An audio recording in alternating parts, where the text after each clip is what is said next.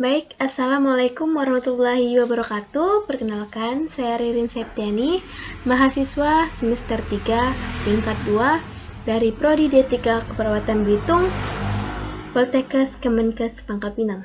Di sini saya akan menjelaskan tentang perekaman EKG dan cara membacanya.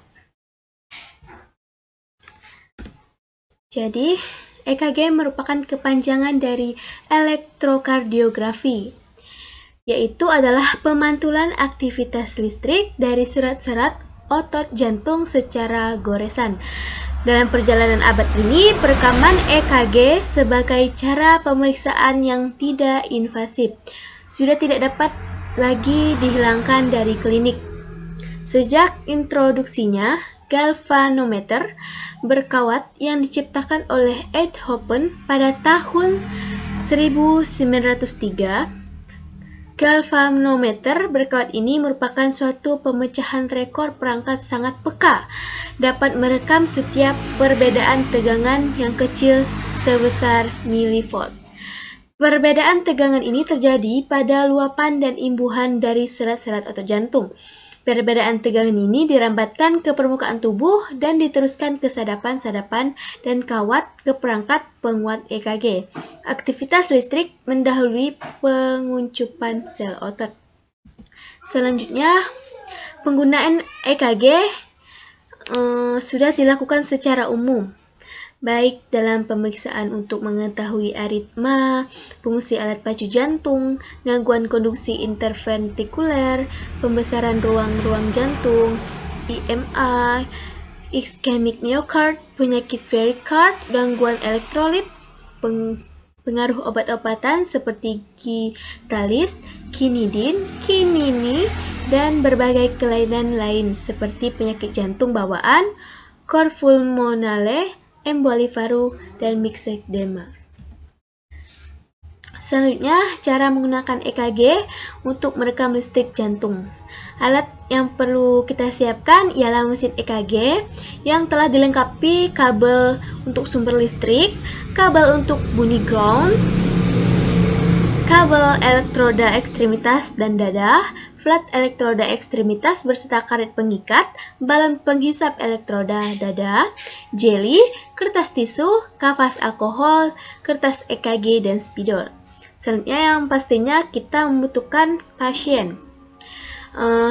Pertama-tama yang kita lakukan ialah kita memberikan penjelasan tujuan pemeriksaan menggunakan EKG ini.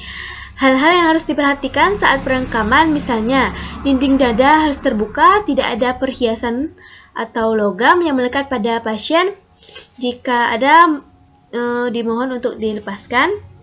Dan pasien diminta untuk tidak tegang, diharapkan untuk tenang atau tidak bergerak saat dilakukan perekaman EKG.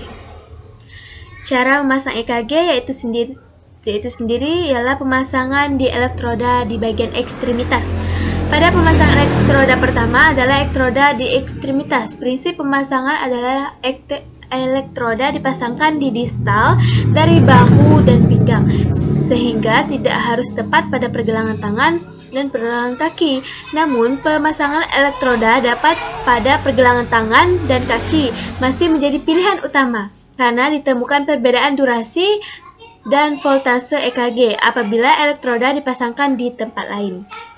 Berikut ini merupakan gambar cara pemasangan elektroda pada ekstremitas atas, yaitu tangan kanan dan tangan kiri, pada kaki kiri dan kaki kanan. Jenis elektroda pada lengan kanan ini, yaitu dengan kode RA, dia akan berwarna merah yang akan diletakkan pada tangan kanan. Warna kuning ini merupakan proksi pergelangan pada tangan kiri. Kaki kiri berwarna hijau di proksi pergelangan kaki kiri, dan kaki kanan berwarna hitam, proksimalnya pergelangan kaki kanan. Selanjutnya, cara masang EKG di elektroda prekordial. Pemasangan elektroda prekordial dilakukan dengan memperhatikan struktur anatomis sesuai dengan tabel di bawah ini. Pemasangan elektroda frekondial V4, V5, dan V6 pada pasien perempuan harus diletakkan di bawah payudara kiri, terutama jika jaringan payudara menutupi letak anatomis seharusnya. Berdasarkan studi, meletakkan elektroda di atas jaringan payudara dapat mengganggu tangkapan sinyal listrik pada pemeriksaan EKG, walaupun hal ini masih jadi kontroversi. Ini merupakan V1 yang berwarna merah, yaitu lokasi pemasangannya di sela iga keempat pada ujung sternum kanan. Selanjutnya V2 berwarna kuning, yaitu lokasi pemasangannya di sela iga keempat pada ujung sternum kiri. Dan V3 berwarna hijau di antara V2 dan V4. Warna coklat yaitu V4, lokasi pemasangannya sela iga kelima pada linea microfibula kiri.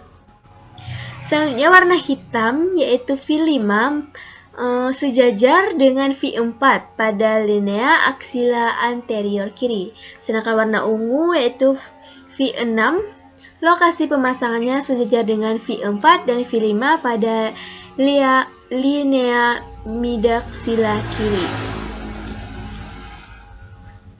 Hal yang perlu kita perhatikan pada pemasangan EKG ini ialah penempatan elektroda frekondial seringkali mengalami kesalahan atau trauma terutama pada penempatan yang terlalu tinggi. Penghitungan sela iga dimulai dari bawah tulang iga pertama, bukan dari atas. Perhitungan sela iga lebih mudah dapat dilakukan dengan menemukan dahulu angulus Lidovici, yaitu tonjolan pada permukaan korpus dan manubrium sternum yang umumnya sejajar dengan tulang iga kedua.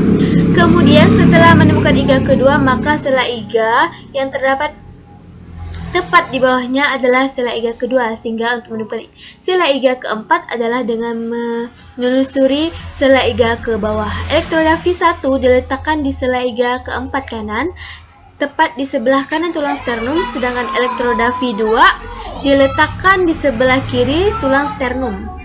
Elektroda V4 diletakkan di sela iga kelima kiri di linea microfibula kiri, di mana pada laki-laki biasanya linea microfibula sejajar dengan areola namae.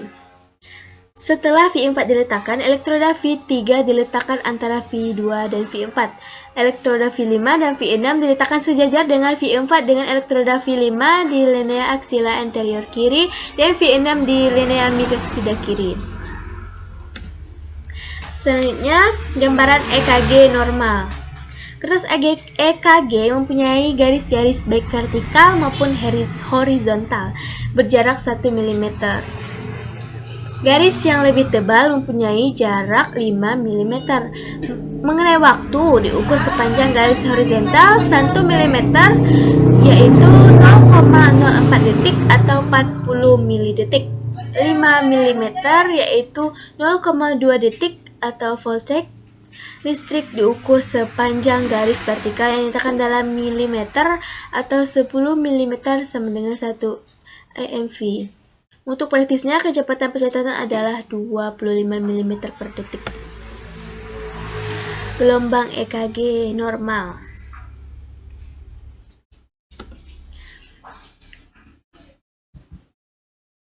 Kompleks EKG normal. Huruf QRS menunjukkan gelombang-gelombang yang relatif besar, sedangkan huruf QRS yang kecil menunjukkan gelombang-gelombang kecil di bawah 5 mm. Terdapat 5 gelombang utama pada EKG, yaitu V, Q, R, S, dan T. Berikut penjelasannya. Gelombang V merupakan gelombang defleksi positif pertama pada EKG yang menggambarkan delavarisasi atrium. Gelombang Q merupakan defleksi negatif pertama pada EKG yang menggambarkan awal devolarisasi ventricle defleksi negatif pertama sebelum gelombang R.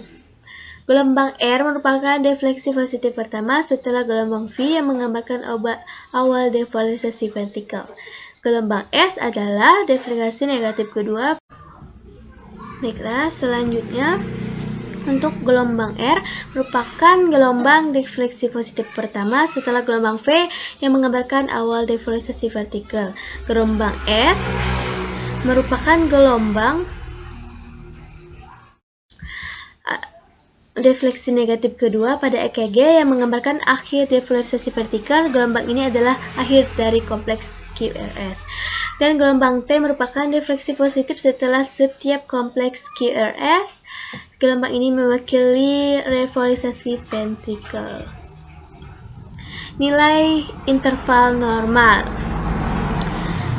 Nilai interval normal nilai R ke R, jarak antara dua gelombang R berturut-turut. Bila irama ventrikel teratur, interval antara dua gelombang R berturut-turut dibagi dalam 60 detik akan memberi kecepatan jantung per menit atau heart rate. Bila irama ventrikel tidak teratur, jumlah gelombang R pada suatu periode waktu misalnya 10 detik harus dihitung dan hasilnya dinyatakan dalam jumlah per menit. Contoh, bila 20 gelombang yang dihitung dalam satu interval 10 detik, maka frekuensi jantung adalah 120 per menit. Interval V ke V.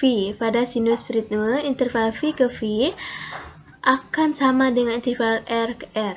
Tetapi bila irama vertikal tidak teratur atau bila kecepatan atrium dan vertikal berbeda tetapi teratur, maka interval V diukur dari titik yang sama pada dua gelombang V berturut-turut dan frekuensi atrial per menit dihitung seperti hal frekuensi vertikal. Interval VR, pengukuran interval ini untuk mengetahui waktu konstruksi atriovertikal. Sebenarnya lebih tepat disebut VQ. Nilai normalnya 0,12 sampai 0,20 detik. Interval QRS, interval ini adalah pengukuran seluruh waktu depolarisasi ventrikel. Selanjutnya, prinsip dalam membaca EKG. Prinsip dalam membaca EKG yang pertama yaitu adalah irama. Pertama-tama menentukan irama sinus atau bukan. Apabila setiap kompleks QRS didahului oleh sebuah gelombang V, berarti irama sinus. Kalau tidak, maka berarti bukan irama sinus. Bukan irama sinus dapat berupa suatu aritma yang mungkin fibrilisasi blok AV derajat 2 atau 3, irama jungsional, tachycardia ventrikular, dan lain-lain. Yang kedua, laju QRS. Pada irama sinus, laju QRS normal berkisar 60-100 kali per menit. Kurang dari 60 kali disebut brachicardia sinus, lebih dari 100 kali disebut tachycardia sinus. Yang ketiga ada aksis, yaitu aksis normal selalu terdapat pada antara minus 30 derajat sampai plus 110. Lebih dari 30 derajat disebut aksis kiri, lebih dari 100 derajat disebut deviasi aksis kanan, dan bila lebih dari 180 derajat disebut aksis superior. Kadang-kadang aksis dapat ditentukan maka ditulis intermutable.